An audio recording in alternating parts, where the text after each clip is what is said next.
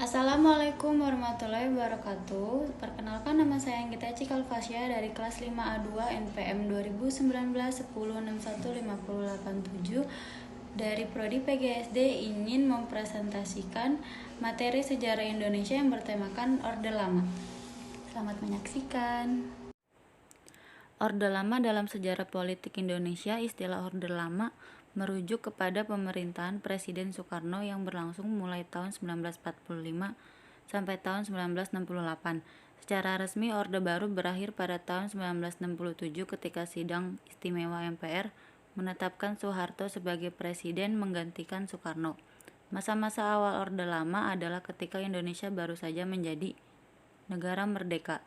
Lepas dari penjajahan Belanda dan Jepang, istilah Orde Lama muncul ketika pemerintahan di era Presiden Soeharto mendapatkan sebutan sebagai Orde Baru. Pada periode Orde Lama, Presiden Soekarno menjabat sebagai kepala negara dan kepala pemerintahan.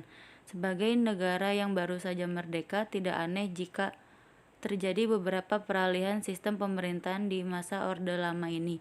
Sistem pemerintahan demokrasi pada masa Orde Lama yang berbeda terjadi dalam 3 tahap pada era kepemimpinan Presiden Soekarno.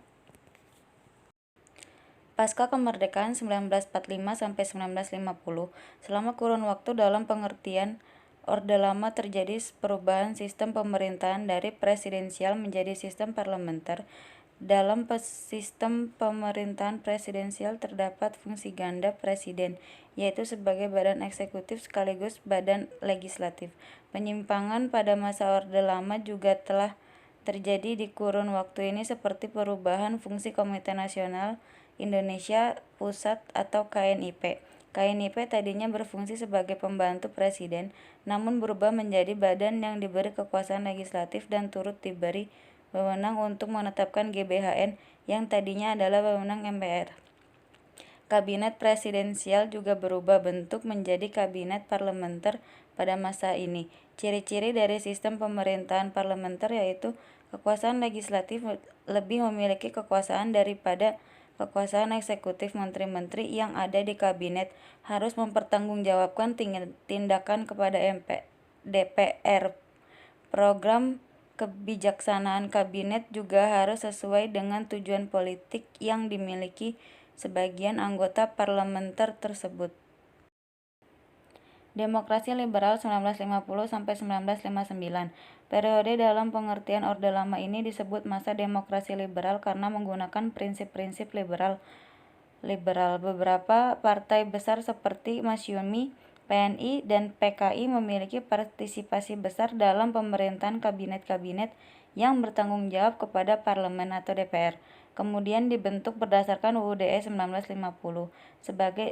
Sebagai setiap kabinet yang berkuasa harus mendapatkan dukungan mayoritas dari DPR pusat. Beberapa ciri-ciri dari sistem pemerintahan demokrasi liberal yaitu ciri-cirinya yaitu 1. Presiden hanya bertindak selaku kepala negara dan hanya berhak mengatur pembentukan kabinet. 2. Presiden dan wakilnya tidak dapat diganggu-gugat. 3. Kebijakan pemerintahan dipertanggungjawabkan oleh kepala pemerintahan yaitu Perdana Menteri. 4. Presiden memiliki hak untuk membubarkan DPR. 5. Pengangkatan Perdana Menteri dilakukan oleh Presiden. 6. Wewenang terbesar dalam pemerintahan dan pengambilan keputusan dipegang oleh parlemen. 7. Kabinet yang menjalankan pemerintahannya akan berganti sesuai dengan tugasnya. Pada tanggal 17 Agustus 1950 hingga 5 Juli 1959, Presiden Soekarno menggunakan Konstituante Undang-Undang Dasar Sementara Republik Indonesia atau UUDS untuk memerintah. Dewan Konstituante juga diberi tugas untuk membuat undang-undang dasar baru yang sesuai dengan amanat UUDS 1950. Tetapi sampai tahun 1955 belum ada konstitusi baru yang ditetapkan atau dibuat. Akibatnya Presiden Soekarno mengeluarkan Dekret Presiden 5 Juli 1959 yang menyatakan pembubaran Konstituante. Isi dari dekret tersebut adalah pembentukan MPRS dan DPAS, pemberlakuan kembali UUD 1945 dan menyatakan bahwa UUD 1950 tidak lagi berlaku serta pembubaran konstituante. Demokrasi terpimpin adalah hasil dari keluarnya Dekret Presiden 1959 dan sistem ekonomi Indonesia juga menjurus pada sistem yang segalanya diatur oleh pemerintah atau etatisme, yang diharapkan bisa membawa kemakmuran bersama. Sistem demokrasi terpimpin dalam pengertian Orde Lama adalah sistem yang seluruhnya berpusat pada pemimpin negara yaitu Presiden Soekarno, termasuk seluruh keputusan dan pemikiran mengenai pemerintahan. Demokrasi terpimpin pertama kali diumumkan dalam pembukaan sidang konstituante tanggal 10 November 1956. Di masa ini juga terjadi beberapa penyimpanan yang mengakibatkan beberapa peristiwa besar dalam sejarah Indonesia, yaitu 1. Mengidentifikasikan Pancasila dengan paham Nasakom atau nasionalisme agama dan komunis. 2. Menetapkan produk hukum yang setingkat UU dalam bentuk penetapan presiden dan bukan persetujuan legislatif. 3. Mengangkat Soekarno sebagai presiden seumur hidup dalam sejarah MPR dan sejarah DPR yang menyimpang. 4. Pembubaran DPR hasil pemilu pada masa Orde Lama tahun 1955 oleh Presiden. 5. Pernyataan perang dengan Malaysia. 6. Keluarnya Indonesia dari PBB dan tidak berfungsinya hak budget. Di era Orde Lama, konsep yang dipegang Soekarno mengenai pemanfaatan kekayaan alam sangat jelas, yaitu jika bangsa Indonesia belum memiliki kemampuan dalam ilmu atau teknologi untuk pemanfaatan kekayaan alam tersebut, maka biarkan kekayaan tersebut tetap berada di bumi. Soekarno beranggapan kekayaan alam akan menjadi warisan yang penting untuk generasi mendatang. Ketika mereka sudah memiliki kemampuan untuk mengeksplorasinya, dengan pandangan seperti ini, Soekarno tidak pernah memberikan hak konsepsi tambang-tambang milik rakyat ke tangan asing. Begitu juga dengan peristiwa penebangan hutan yang sangat jarang terjadi di masa pemerintahan Soekarno. Pada masa demokrasi terpimpin, juga terjadi konflik antara Angkatan Darat, Presiden, dan PKI yang mencapai puncaknya berupa gerakan peristiwa G30 SPKI pada 30 September 1965. Dampak dari peristiwa sejarah itu, PKI lengkap tersebut adalah memuncaknya demonstrasi untuk menentang PKI, diangkatnya Maijen Soeharto menjadi Panglima AD, memburuknya kondisi ekonomi, pembentukan kabinet 100 menteri dan Tritura atau tiga tuntutan rakyat sebagai hasil dari kekacauan situasi negara saat itu akibat sebagai penyimpangan pada masa Orde Lama. Peralihan masa pemerintahan. Sebagai akibat dari kronologis G30 SPKI tersebut, proses peralihan pemerintahan ke era Orde Baru juga ikut terpengaruh dan menjadi salah satu pemicu yang membuat Presiden Soekarno terpaksa menyerahkan jabatannya.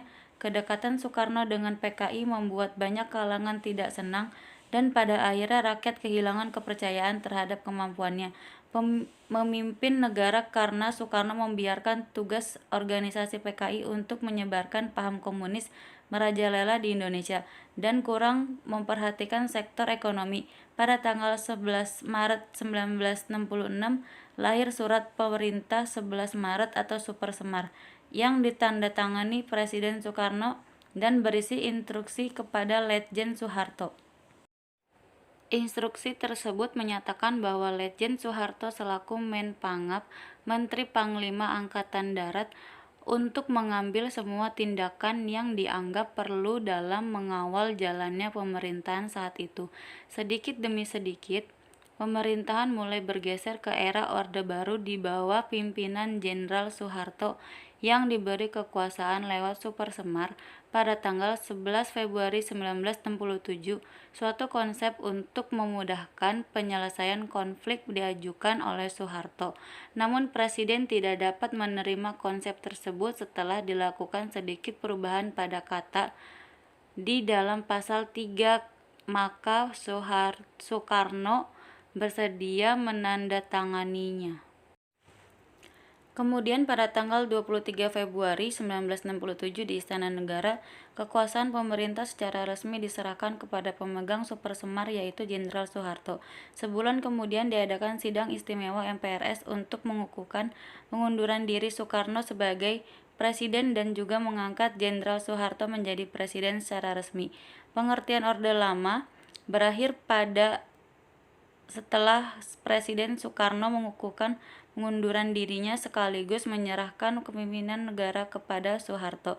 Mulai saat inilah, maka istilah Orde Baru harus diagungkan oleh rakyat menyadari bahwa pergantian era pemerintahan sudah dimulai. Sekian presentasi dari saya, kurang lebihnya mohon maaf. Wabillahi taufiq wal hidayah. Wassalamualaikum warahmatullahi wabarakatuh.